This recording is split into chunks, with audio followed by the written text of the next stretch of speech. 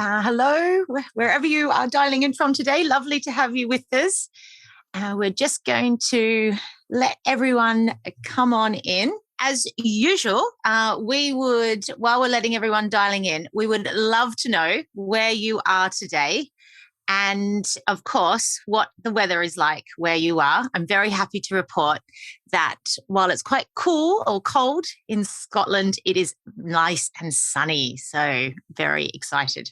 So let us know, where are you dialing in from today? We'd love to know where you are. Cloudy in Amsterdam. Yes. So I was in Amsterdam all of last week and the weather wasn't that great most of the time.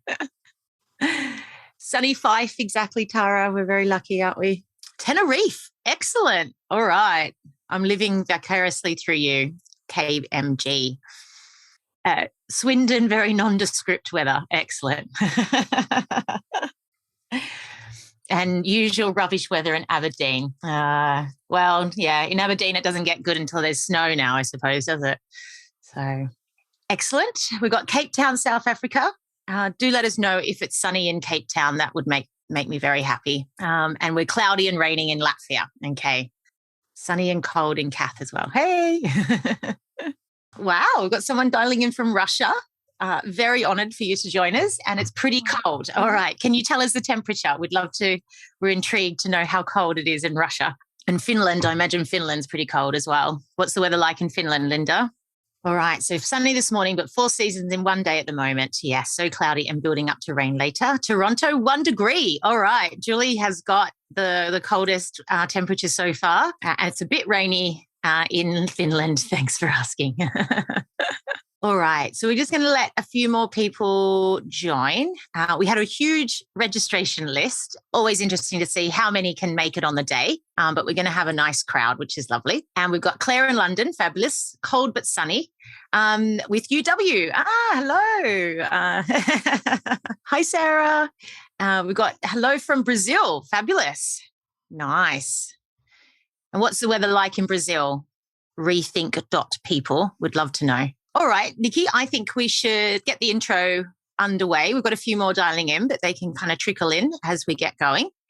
And it's good to know that it's sunny but cold in Wokingham. So that's as long as it's sunny. Joanne in Glasgow, beautiful day. Fabulous. Zagreb, raining. Oh.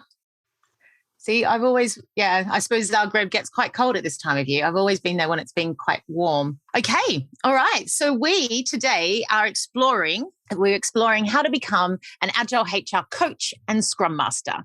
And the reason we're doing that is we have one joining us, basically. So super, super excited to have Nicki Somal joining us today. And I'm going to get her to introduce herself next.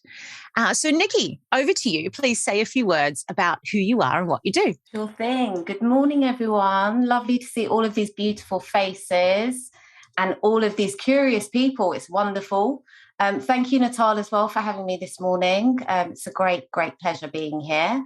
So my name's Nicki. I am London born and raised. I don't know if you can tell by the accent. I'm one of 3 siblings. I was the youngest. So this probably tells you a bit about my character. Breaking all the rules, the rebel, the one the parents probably stopped experimenting on because they had done it on the first 2. So that's a bit about me. And then in 2015, my life changed in terms of my career, where I was introduced to Agile and we made the transition into Agile ways of working. So I've got 5 years experience in Agile as both an Agile, if that's a word, I'm making up words now. So that's someone who is actually part of the transition and somebody that participated as a team member and contributed to delivering various products and experiences. And then I transitioned into becoming a Scrum Master and coach. And I've been doing that for the last 2.5 years. That's me. Excellent. So it's fabulous to have Nicki join us. And Nicki we're very excited doing some collaboration with us at PXO. So it's fantastic to have her in the team. So I'm Natal Dank, for anyone that hasn't met me before, and I head up learning, coaching and community at PXO Culture. I'm known for being one of the pioneers in the kind of movement of Agile HR. And of course, I co-wrote the Agile HR book last year, which I know many of you have read, which is all very, very exciting. And really, in many ways, this session today kind of brings a lot of that to life. So whenever we do programs and coaching with different HR leaders and teams, people just crave examples and stories, because I think even today, even if you've been doing it for a couple of years, it can still be quite new, it can be quite different, and everything feels sometimes a little bit harder because you're outside your comfort zone.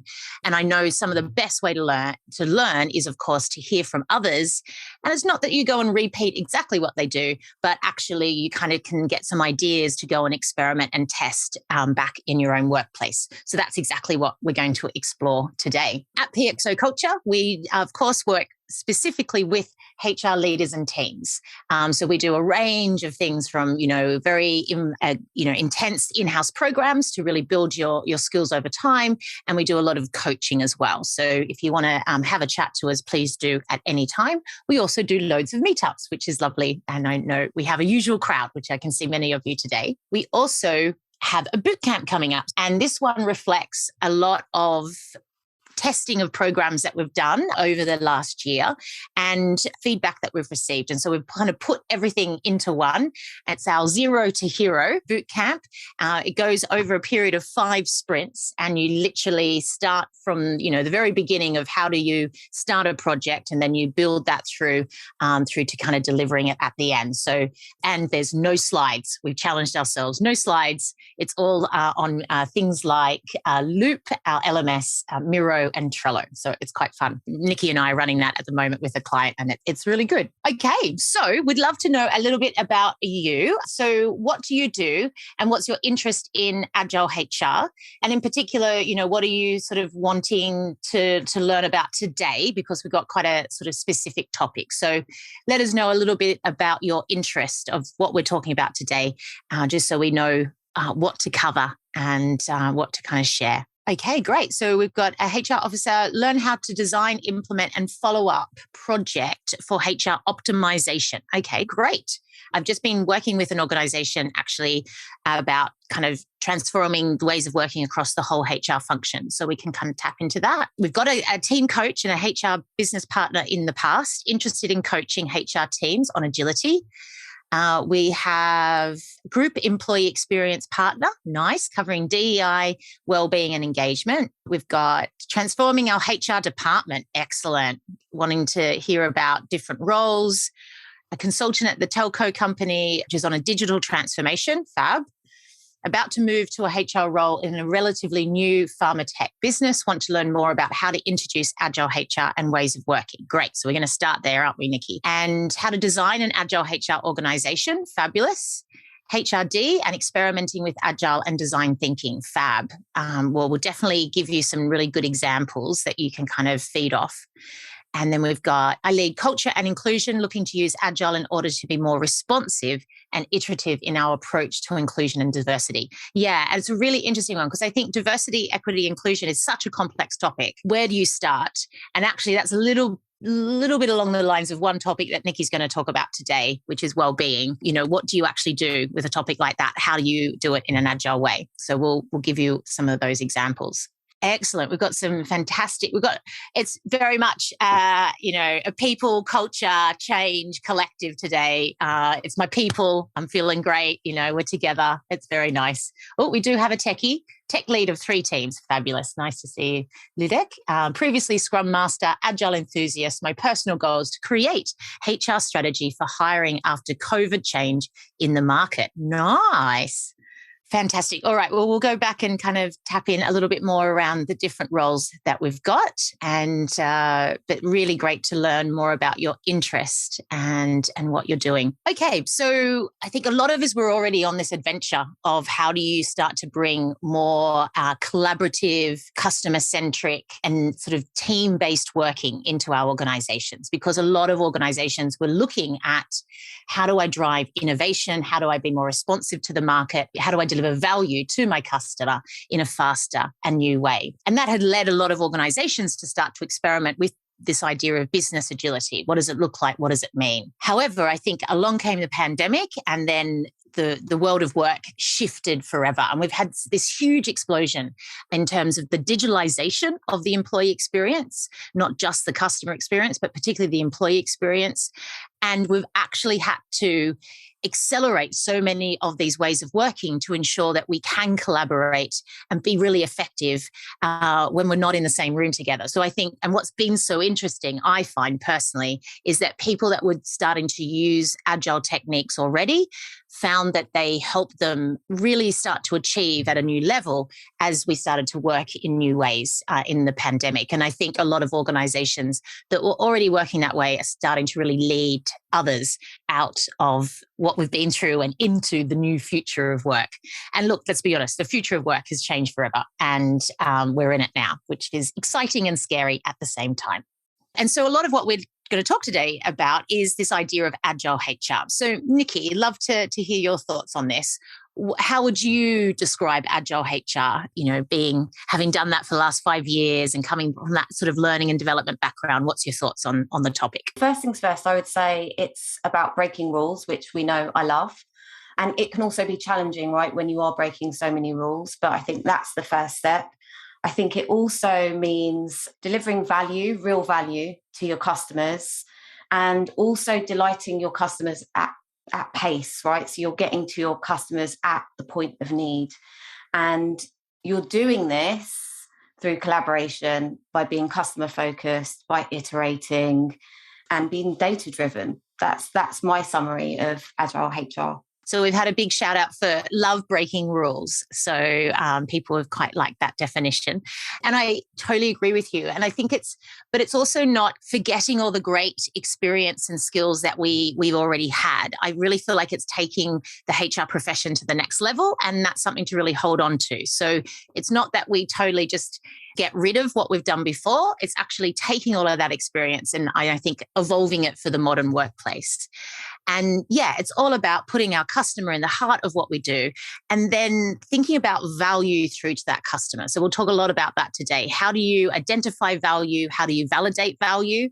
And that's the evidence piece. And then how do you start to deliver that incrementally? So that's slice by slice, piece by piece over time.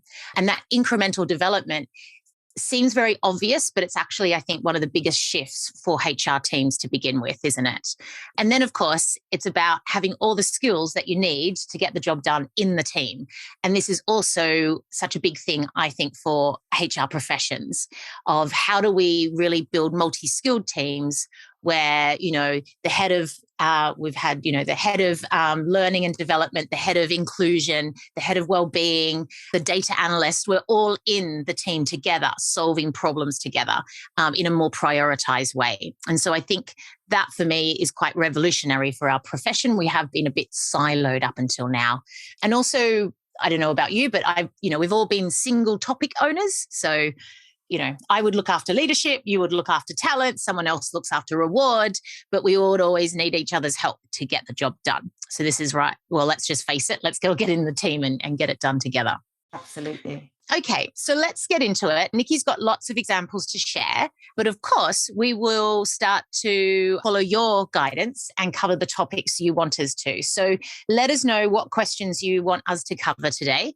And I'm going to ask Nicki a few to begin with, and she's got a few kind of examples and pictures to show you of what she's done.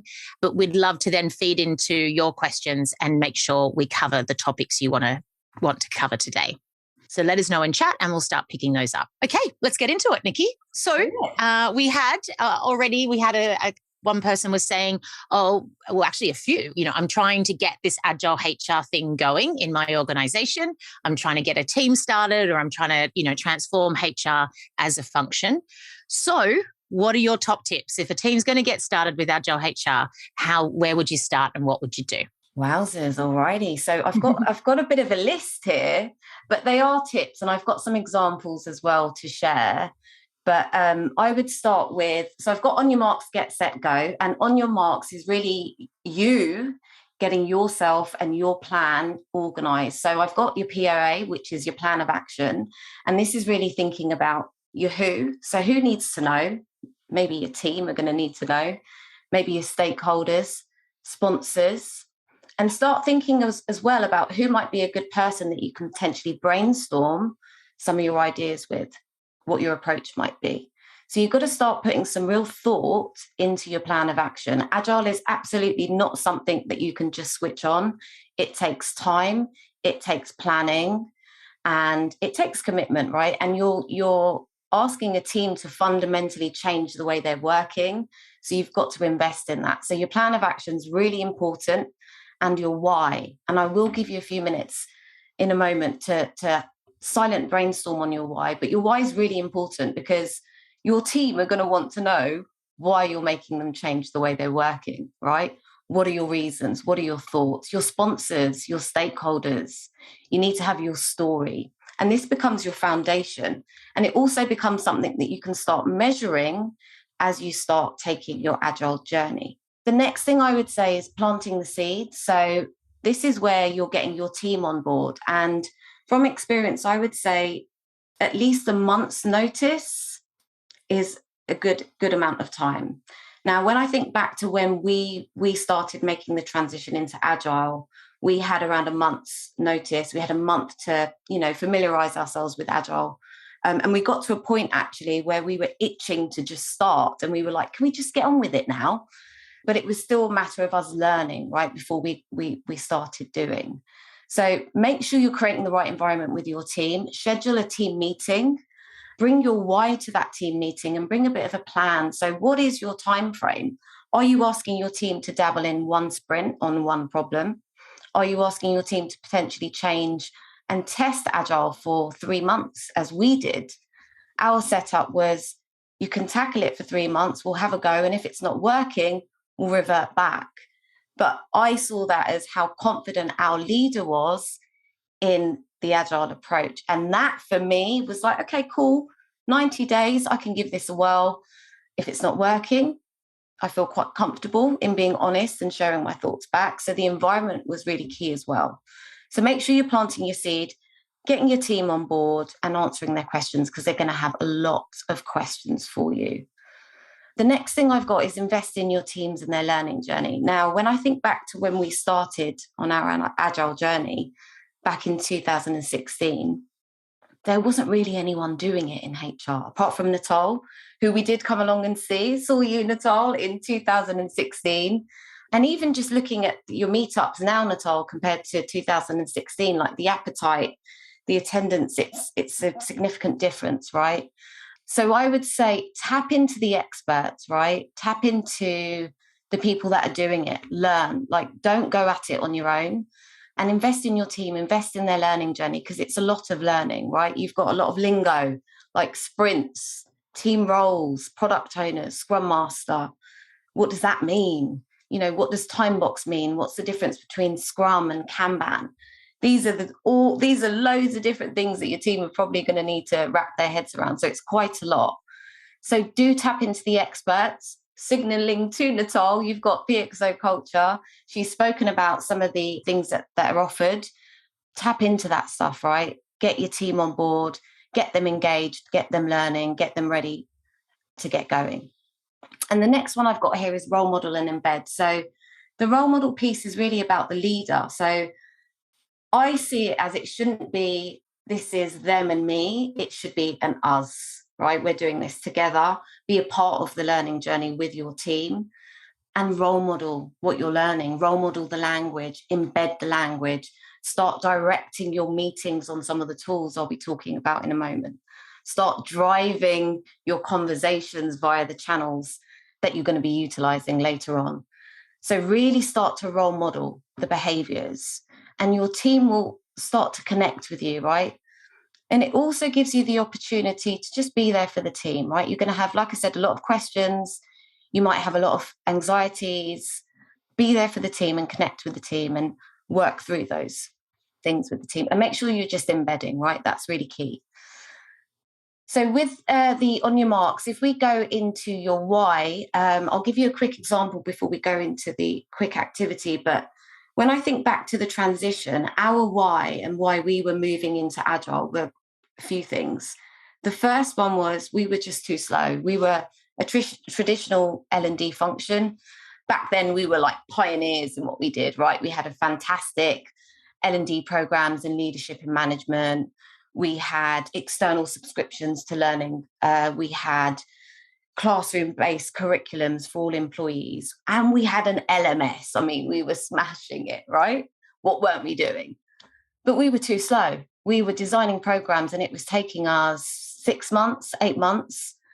By the time we're releasing these programs, is that problem still relevant? We also didn't have much data. Our data was what I call happy sheets. They're the sheets that you hand out at the end of a classroom. You're staring at all of the participants, give me a good score, and you're collating that as your data. That's indicating, yes, this is working. Was that significant data? Probably not, but at the time it felt very, very relevant. The other thing was we were a team of individuals, right? So as Natal gave a bit of an example earlier, we were all working on different projects. So we had one individual focused on management, we had one individual focused on leadership, one on talent, etc. We were asked to collaborate by our leader, and what we would do is have these monthly meetings, but they were really just us catching up, talking about what the weekend's looking like and maybe sharing a bit about what we're doing, but we weren't actually ever really joining the dots. We weren't trying to collaborate on our pieces of work and bring them together and identify potential opportunities. We weren't doing that at all. And the other thing I would say is that there was waste. There was quite a lot of waste, right? So you're designing a program for 6 months. You don't know if it really fits the need. You're then running it for 4 days. And at the end of the 4 days, you're saying to your attendees, what's the one thing you've learned today or over the 4 days? And now I think about it out loud, one thing, and you've spent 6 months working on it. They've had 4 days attending it and they're going away with one thing. Are we doing it right? When the why was shared with me, I was on board immediately because what our leader had identified was all of my pain points. So if you were to flip it as me being a customer, an employee, they were all of the pain points I was experiencing. And that was where I was like, absolutely, I'm on board. I'm ready to give this a go. If we can break some of these things, I'm in. So I think it would be really useful just to spend maybe 2 minutes just on your own, just an individual brainstorm, and just have a go at jotting down your why. What is your why? Why are you tapping into Agile? What are you trying to fix? Not so much the problem, but more about the ways of working. And just 2 minutes. And then once you're done, just share some in the channel. What I would also say in the chat, if you do pick up on anyone else that has got the same why as you, take note of their name, collaborate, get in contact, reach out, start a conversation. Got some great things coming in the chat as well. So all looking quite familiar. Good stuff. Just give you 30 more seconds just to jot yours down. Please do share as well. Remember the opportunity to collaborate here outside of today. I love that. My why is to change the world by using human values to create powerful cultures and increase staff engagement. Absolutely. Love this. Agile is made for a time like this, able to accommodate change and resilience. Love that. Yes. Fantastic. Oh, this is really wonderful. It's really good to see. Lovely. Okay. All right. So we'll move on. Do keep posting your whys if you want to continue sharing. Conscious that we've got quite a bit to get through, so I'll crack on. The next part I've got here is your get set. I'm going to reverse this. So I'm going to tap into your Agile ecosystem. When I talk about Agile ecosystem, I'm talking about all of your tools that are going to help your team collaborate and do the work that they're doing, right? So when we first started in Agile, and I think about Agile teams now as well, it's another big transition, right? So you're asking your team, again, to fundamentally change the tools that they're used to using. So the tools that I would start thinking about are how are you going to get your teams collaborating and communicating? So what you don't want is your inbox getting clogged up with all of the comms, right? Where your team are just trying to communicate. We don't want our inboxes clogged up. So you need to find some kind of a collaboration channel, chat function. Teams is great. You can create channels in Teams. You can create sprint specific channels as well, just for those teams so they can communicate. You can create wider team channels. And with these channels, what I will just go back to is the role modeling and embedding. Make sure you're using this time to start driving your meetings, your conversations as a leader via these channels as well, right? You've got, thanks, Natal. You've got Slack, Teams, Trello. Miro is a great board for collaboration. It takes a bit of time to get used to, but once you're familiar with it, it's a fantastic tool. It's like an infinite whiteboard, right? And it's a great, great tool, especially now that we're not able to so much come together face to face. So it's a brilliant, brilliant tool. The other thing is video calls. So you're going to be getting your ceremonies in place. So you also need access to your video calls. Like video calls now, people are more familiar with actually turning on their videos. But when we first started, it wasn't a thing, right? Video calls wasn't a thing. So if you have got people in the team that are reluctant to put on the videos, maybe just play with that, because it's just a greater way of connecting as well. So you've got your video calls for your rituals as well. You've got your boards. So you've got to think about your planner boards as well. So again, you've got Trello and you've got a Teams board. And I think that's it for our ecosystem. We then move on to your backlog and roadmap. So you've got your ecosystem in place. Your team have been on this fierce learning journey for the last month. Hopefully by this point, they are eager and ready to get started, right? So what you want to start doing is getting your backlog in order. Now, I like to approach the backlog in the simplest way, right? It is a list of all of the things that you need to get done. So you basically need to get everything out of here and get some Post-it notes, get them down on a bit of Post-it, stick them on a bit of A3 paper, just to start with, right? Keep it simple. You can use Excel if you want to use Excel. You can use Miro if you want to. You can use Trello. You can use absolutely anything. We've used Excel, PowerPoint, everything you can think of. So feel free to have a play. The most important thing is getting it out of your head, getting your priorities out, all of the deliverables that you have, and then you can start to prioritize these, right? So just so you have it, and it's something you can start sharing with your team as well. And at this point, what I would recommend is bring your team in to some kind of a backlog meeting where you are going through the backlog and also getting them to chip in. Remember, they are experts in some of these products. They've been delivering on some of these products and experiences for quite a long time. So bring them in on this journey, and it also enables their learning. And also you're keeping that connection and engagement piece alive. The next part isn't something that I'm not sure if many other people do this, but this is something that we invented. Well, we didn't invent, but something, we created. And that's our roadmap. So once we've had our backlog in place, we would set up a roadmap. I have got an example picture, Natal, I think, of a backlog. This is just some Post-it notes that we put together. And it's scrappy, right, guys? So just have a play with getting your backlog out. And once you've done that, what I would normally do is facilitate a road mapping session. Now, a road mapping session is where you get all of the team together and you're getting all of your backlog up and visible for the team. And they're starting to map out the work across the quarter. That's how we used to do it. When we first started doing this, it probably took up to about a day for the team to wrap their heads around it. And then we just got faster and faster at doing it, where the team were probably doing road mapping in about 2 hours, right?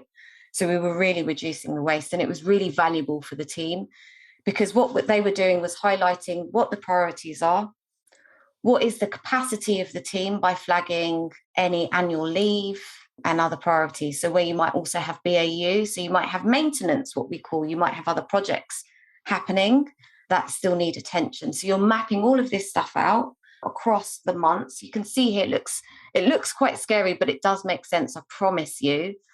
What we've got here is Post-it notes that are showing the resource. So that's looking at team availability and annual leave. So who's in, who's out. That then starts giving you an indication about what you can and can't tackle over what weeks. You've also got an outline of your key deliverables and timelines. So the team are starting to self-organize and map out how they're going to approach the work and when. Now, this is really empowering for the team, and it's a great way to engage the team in the work as well. So something I would absolutely recommend. And again, you can play with how you do this. And the other great thing about road mapping is it breaks any anxieties around, what's the project plan? What are we doing next? It kills that ambiguity. It gives a bit of structure. But remember, you can always flex and adapt. As priorities change, you've still got visibility of who's where and where you might have opportunity to move things around.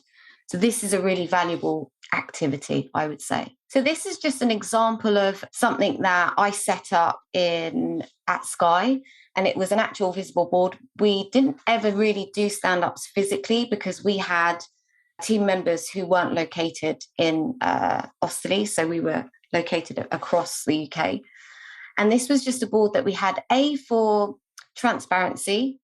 All of the work's visible, the backlog's visible. At the time, I was scrumming 2 teams. So you can see the backlog column there. It's the list of all of the upcoming priorities. At the top is the highest priority. We've then got the bigger chunks. So what are the sprints that were in action? So these weren't so much the bigger tasks. This was highlighting the sprints the sprints and the deliverables that were happening. And what we did with this, we had it in HR. It was available for people to access. Also, it was a way of championing HR, right? Trying to encourage people to be curious, encourage people to peek over and come over and say, what is this? And it did, right? It did work. So we also wanted to use it as a way of, doing monthly showcases and just sharing with the rest of HR what we've been up to. So just something else you could potentially play with or have a look at. The next thing, so you've got your backlog done, you've got your roadmap done, you've got your ecosystem set up, your team are ready and they're raring to go. It's now time to get started on a sprint. But before you do that, there's some bit of planning you need to do. So first of all, you need to agree who your sprint team are. My recommendation is between 4 and 6 people on every sprint. When you move 6 and above, it gets quite complicated. So I would always keep it under 6 per sprint. The other key here, and this is through experience, right? You can't commit 100% on the sprint. It's just not possible. In tech, they absolutely do. But what we found in HR, it was not physically possible. BAU still exists and you can't kill BAU, right? So how can you play and make it work? And what we found was 75% capacity on a sprint works, leaving 25%, and that's each day, 25% for the individuals to focus on other things. And the reason it's really important that you have that 75% is because you need absolutely everybody committed to each and every single one of those ceremonies. You need everybody on board. So it's really, really important that you've planned that and you've cleared diaries and you've scheduled that in. And then you get your start date locked in. And then you've got your sprint goal and sprint brief. Natal, I've got an example of a sprint brief. So sprint goals and sprint briefs. So this here, you can see that I know there's a lot of detail here, but I'm just going to talk through this. Scoping is really important because you are bringing to the team exactly what you want them to do, right? You're bringing them the problem or the business challenge, the sprint goal, what you're wanting them to achieve. And they're going to need other details. So in here, we would always include not only the problem and the sprint goal, but we'd also think about key timings and deliverables. What might be other things that we need to think about and incorporate? Where are there opportunities for us to collaborate with other teams that might have similar products? We'd always explore what the current solution is at the moment as well, and whether that's something we want to pull in. Can we lean into any of that stuff? We'd have a very clear column on what is in scope. And this is covering things from budget to your platforms, to messaging, to everything you can see here. Another big one is target users. And we've got here perceived values to users. And this is just helpful for the team, right? They need to know this stuff. And perceived value to users is also helpful. You can turn it into statements of what the customer would be saying about that product or experience as well. And then we've got stakeholders. So who are the people that we need to keep in the know? The big one here is no surprises. There shouldn't be any surprises during a sprint. We always worked really closely with stakeholders, and the team would always find a rhythm where they're connecting and constantly updating. So communication and transparency is key. We've then got out of scope, links to future or other work, so where there's potential other opportunities, and then an example of what does good look like. And there's enough detail in here for the team to get started. And something else that I would also do is a bit of a sprint brief. I've found that as much of a pre-set up to a sprint that you can do, even better. So this is where we'd get the team together. I'd pull in the product owner. We'd share them the sprint brief, probably do it a week before, maybe 2 weeks before the actual sprint. And they will grill the product owner, right? So they're going in and they're just asking every single question. They're getting all of the answers, getting all of that clarity so that they're really clear on what they're going after. And that's really, really valuable for the team, getting them set up right. Yeah. And I would say that what's out of scope is just as important as what's in scope. I think particularly it's for any project, but the nature of kind of people and culture change projects, they grow legs, don't they? I'm involved in a performance and reward one at the moment. And you've got to constantly bring it back to, well, what's the problem we're solving in this particular project and time? Because everything starts to link, from succession planning to how we want to kind of talk about talent in the future. It's like, no, let's solve for performance now. So I think that's really key. And I love of course, being customer centric, so target users. So a couple of little questions just on what you've been talking about, which let's sort of just close out now. So we had everyone giving top tips to Jody about what tools to use. So Jody, you've now got a plethora of tools. Do let us know, because I think particularly for things like dyslexia and other ways of working for people in a diverse way, it would be really good to know what tools to recommend. So please let us know on that. So we did have, when we were showing your boards earlier, so you've got an example of more of an electronic one here, and then we had some of your boards back here. One question that came in was, do you use this approach for everyday tasks or just big projects? And I suppose that touches a little bit into this idea of BAU and projects, which is something we can talk a bit about next. So just in terms of this particular one, is it everything, Nicki, or is it just projects? Or I think you guys evolved that over time, didn't you? We did. This would be everything, but the big chunks of work. So this isn't the finite detail. This isn't the day-to-day tasks. This is the big chunks, the big features that are sitting in your backlog, the big chunks of work.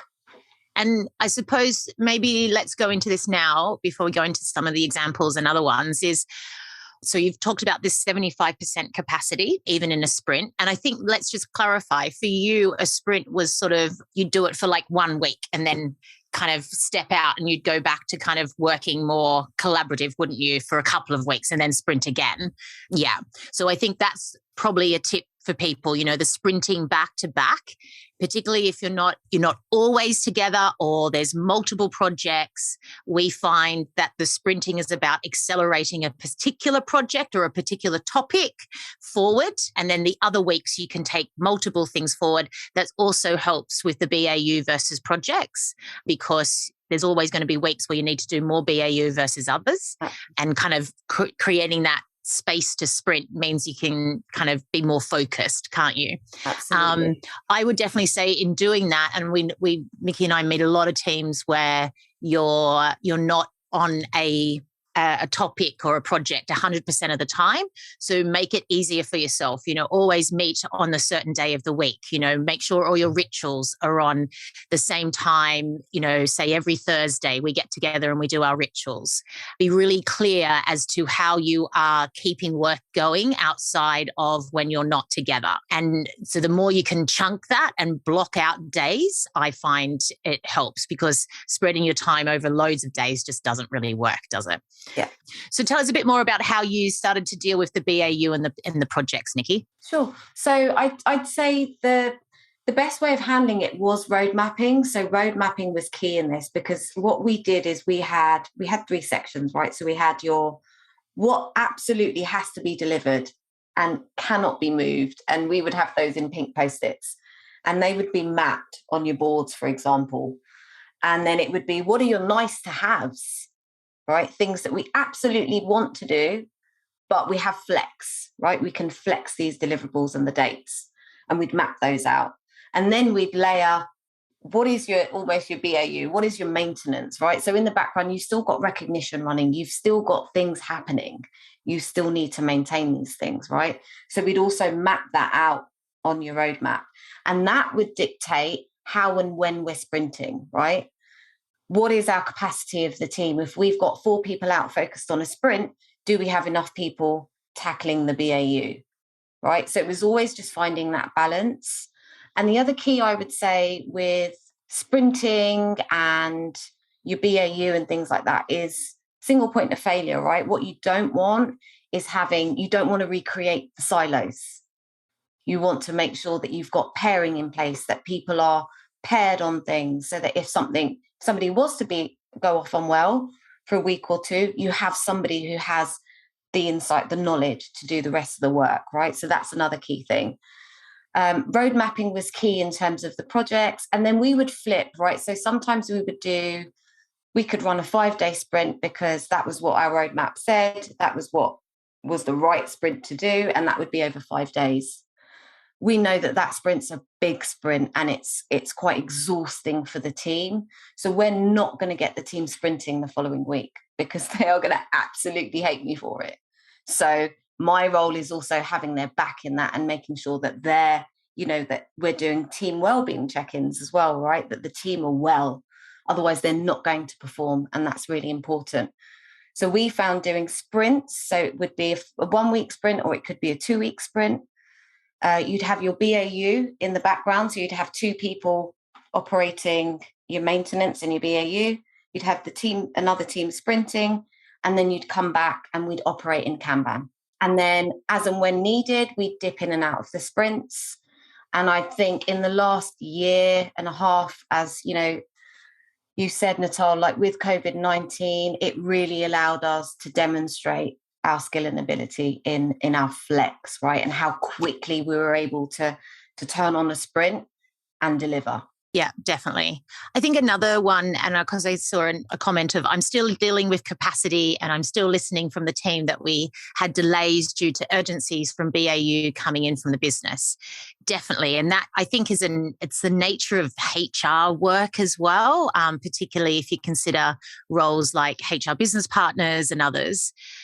So one thing for anyone that is now looking at sort of moving beyond just parts of your HR function and you're trying to kind of bring Agile in kind of overall, something to really start to consider is more that kind of portfolio view and having that kind of cadence across the whole of the HR function. So working with a team at the moment, there are about 100 people, and we're aiming to get that view of kind of high level work.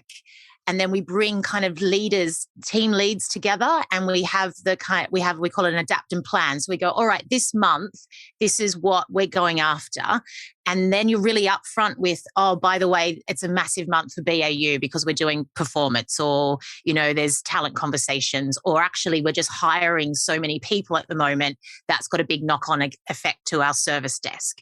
So you're kind of talking big chunks, and we actually use the technique with that group is what we call it, what's your DOD? It's a bit more your delivery. So what are you actually committing to this month? And then we do weekly calls with the whole of HR, and everyone gets on and everyone just gives an update of what's going on and if there's any impediments.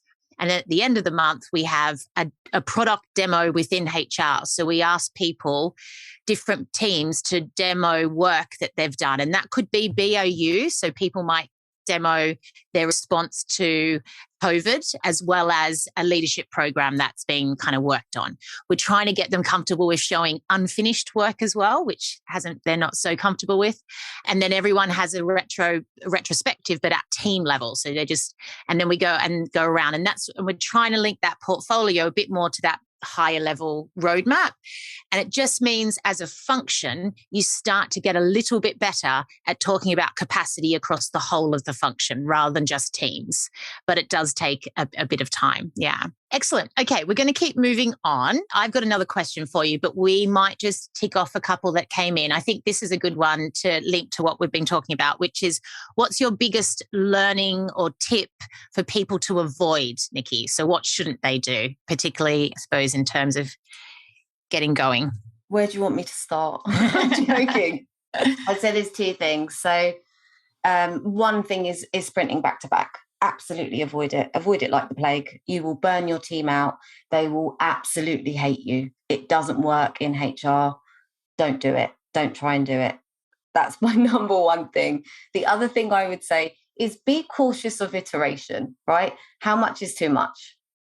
How often are you iterating is something I would just flag, right? Because you can get into a habit of where you're constantly iterating and you're not actually letting the product experience itself with its users, right? And you might not be getting the rich data you could do if you let it sit a while. So I think that's the other big thing, is finding that balance of how often you are pivoting and iterating.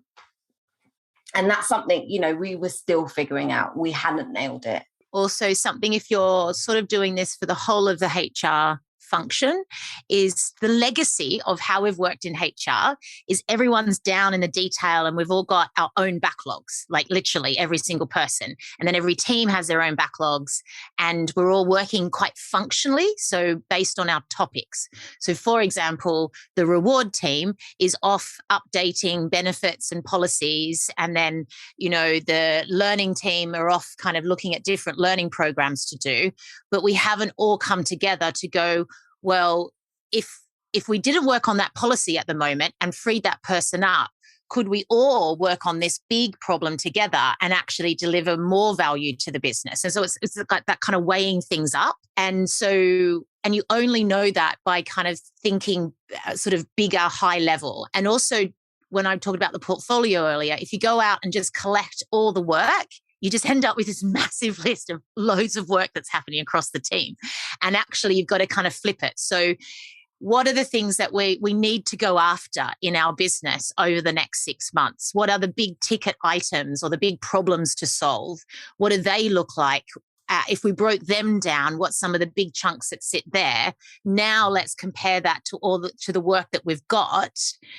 Are there things where actually at the moment that's not the best thing to work on because we've got to create space for this? And then what are the kind of must-haves of the BAU and the kind of non-negotiables? So I think thinking along those lines can be really useful as well, isn't it? So do think, and we think strategy in HR, but often our strategy is quite big and I think, very visionary, hire the best talent in the market. That's great as a vision, but what does that really look like day to day? Excellent. So we had a great kind of comment that also the timeline is about understanding your customer. So when should you land things and release things into the business? Often parts of the business is super busy and actually they're not going to actually take on the change or the product that you've created in the best way. And I think traditionally HR, we can overwhelm the business a bit with our changes. So it's being unclear on that. We've also got a comment of how do you get people to get comfortable with sharing unfinished work? Nicki, any tips on that?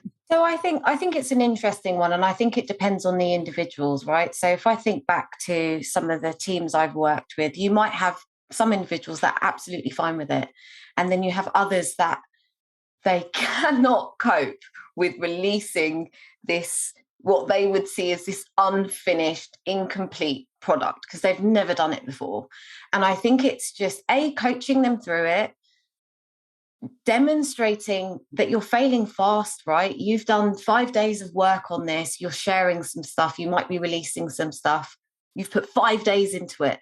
If it comes back and says, it's not the end of the world. You've done 5 days worth of work.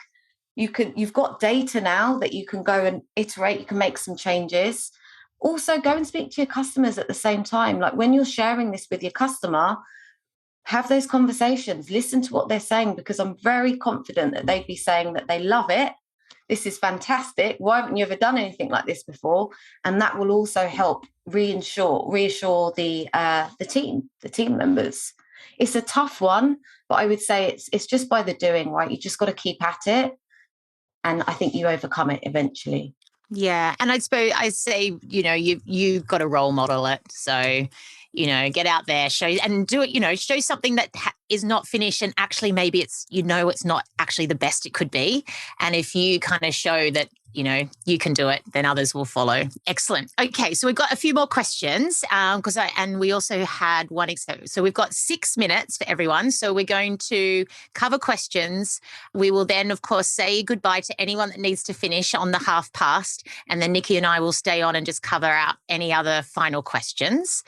What we would do. So let's just do these ones. So what's the best HR-friendly place to go and learn about agile tools and methodology and their practical application? Why PXO Culture, of course. Well, of course. Do like our meetups, they're often like this. We try and kind of make them very kind of hands-on and learning. There's lots of videos and lots of blogs. The book is really good. And then also if you go on to actually the PXO Culture website, we've got a resources page and we've put lots of books up there, and we're going to put more templates and in particular more other links to go and visit. So other companies that do great blogs and have great tools. So, and then we've got, are there any tips to get agreement, keep momentum and prevent slippage when the project is not the number one priority? I suppose the thing about not the number one priority, I think is interesting. So because I think that impacts. So is it not the number one priority for people that have come into that project because they've got other deliveries that they need to meet? Or if it's not the number one priority within the list of priorities for HR, then possibly you need to kind of ask questions around that or redefine the value that this is going to deliver and why it needs to be worked on. So that I think some of that needs to be kind of agreed. If it's because people are from other parts of HR and they're coming into the project or other parts of the business, it's not always number one priority to them. Then again, I think you need to be very clear on that kind of working agreement of what role are they playing, why are they in the project, and how do they carve out time to kind of deliver what you need for the project, but also get that other work done. And I think, because if you think about it, if they've got lots of other stuff on, then you've got to be really upfront of what do you need them for? Is it specific skills? Is it getting maybe an expert view? And can you ask them just to deliver that maybe on certain weeks or on certain days rather than all the time? So I would kind of be looking at those kind of elements, because I know that happens. I'm working on some projects like that. We've got one more, which is about selecting the product owner if it's a multi-discipline problem. Your product owner can be anyone, right? Your product owner essentially is the person that's got stakes in the problem. They are the person that is fighting to get this piece of work done. They are the person that has all of the answers, and you're the person that's able to guide the team in what they actually, what is the solution that they need to deliver. They're the ones that will be able to say, actually, yes, this can go to market because this does tick all of the boxes. That is your product owner. Who, when it comes to multiple teams, I think it's down to your structure, right? It's down to availability. Who's up for it, right? Who's actually bought into the idea? You don't want someone who's come along and just being put into the role, right? You want someone who's up for it as well. But I think it just depends on your layout and your setup, right? Really? Yeah, I think that it's the commercial view and that relationship with stakeholders that's really important, particularly from if it's people and culture. So they need to own that product with the customers and really bring that vision to life. And I think particularly in the world of HR, that's about having very good relationships with key stakeholders and key sponsors, and being able to challenge back on them on we're delivering against this scope, as well as defining value, but then also representing that product. So I think that's quite important to think about, because the nature of the products we design are more experiences and sometimes they can be less tangible. So being very clear on that scope and what we're delivering, I think, is really, really important. Excellent. So we're going to say a thank you for people that need to drop off. So thank you so much. It's been lovely having you with us. In chat, our lovely PXO support put a bunch of links. So if you're not on the newsletter, please get on there. We don't send them that often, so you won't get hassled. But when we do, they're full of fun. We've got lots of blogs and learning resources on the website. So do go in there and check them out. Thank you so much, Nicki, for sharing your wisdom and your examples. And we will stay on a little bit longer to close out anything. I think we've covered all the main questions. Nicki did have an example to talk us through, so we might have to do another meetup in a little while, and she can talk you through a kind of designing a particular product in using these tools and techniques. Of course, we've got the bootcamp. It's starting in February next year. Get in touch if you're interested. It's the 0 to hero that you've always wanted to do. And it's always fabulous to have you all join us. And we love our Meetup crew. So thank you, everybody. And I love all your chat and your engagement. Nicki, would you like to say a couple of words? Just thank you to everyone for coming along today. And Natal, thank you for having me. And also big shout out to you and all of the work that you've been doing over the last few years, like pioneering everything. And I guess if it wasn't for you, we wouldn't have so many curious people wanting to take the bite. So just a shout out to you as well. And pleasure seeing you all. Yeah. Awesome. And it's so exciting that so many people are like in this, really making it happen now. It's fabulous to see. So very excited about all your journeys. So I think we had one person say, did we do the go on I'll just go back to Nicki's list. So I'll put that up if anyone needs to refer to that again. But the go was kind of really getting into those kind of rituals. And I think being really committed to that cadence. So, right, we're going to have a retro, every 2 weeks or every month. We're going to have that showcase or that demo, and really kind of get that repeatability going on those kind of activities. So we definitely covered all the questions that came in. If anyone has a final question, you can send it through. Sarah, we sent the titles are in the links. So if you go to the resources page on PXO Culture, you will see the books that Nicki listed there. Massive question right at the end of how do you assess your team? So for me, that's really, it depends on what you're assessing, but ultimately you're looking at your retrospectives and kind of improvements over time, and the team getting comfortable with that environment of inspect and adapt.